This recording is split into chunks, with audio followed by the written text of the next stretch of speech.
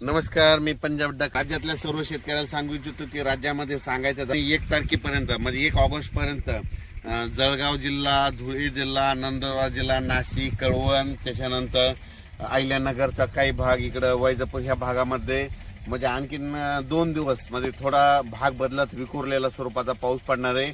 म्हणून उत्तर महाराष्ट्रातल्या शेतकऱ्यांनी हा अंदाज लक्षात घ्या. पण राज्यात सांगायचं झालं तर पूर्व विदर्भ आणि पश्चिम विदर्भ, त्याच्यानंतर आपण काय करू, मराठवाड्याकडू.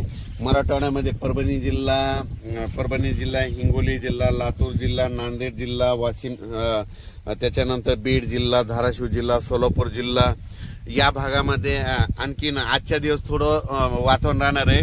मात्र 1 तारखेला मात्र मराठवाड्यात ठिकठिकाणी असं चांगलं 1 ऑगस्टला सूर्यदर्शन घडणार आहे, म्हणून हा अंदाज लक्षात घ्यायचा. त्याच्यानंतर आपण वळू पश्चिम महाराष्ट्राकडे. पश्चिम महाराष्ट्राकडे देखील आज आणि उद्याचे दिवस सरी त्या चालूच राहतील. पण 2 तारखेपासून तिकडल्यामध्ये पश्चिम महाराष्ट्राकडे 2 ऑगस्ट पासून तिकडे देखील चांगलं सूर्यदर्शन होणार आहे. म्हणून डाळिंब शेतकऱ्यासाठी आनंदाची बातमी, म्हणून द्राक्ष शेतकऱ्यासाठी आनंदाची बातमी.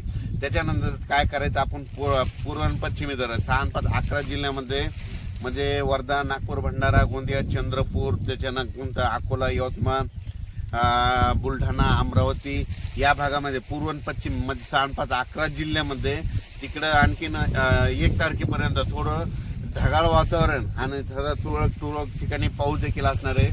पण 2 तारखेला मात्र चांगलं असं सूर्यदर्शन होणार आहे. 2 तारखेपासून ते 8 ऑगस्ट पर्यंत चांगलं सूर्यदर्शन घडणार आहे. म्हणून तुम्ही ती शेतीची कामे आटपा. त्याच्यानंतर कोकण मध्ये सांगायचं झालं तर सांगली, कोल्हापूर, सोलापूर, पुणे हे कोकण पट्टीचा पाऊस मात्र त्या सरी मात्र 10-10 मिनिटाच्या 5-5 मिनिटाच्या कोकणातल्या सरी चालू राहतील, म्हणून हे लक्षात घ्या.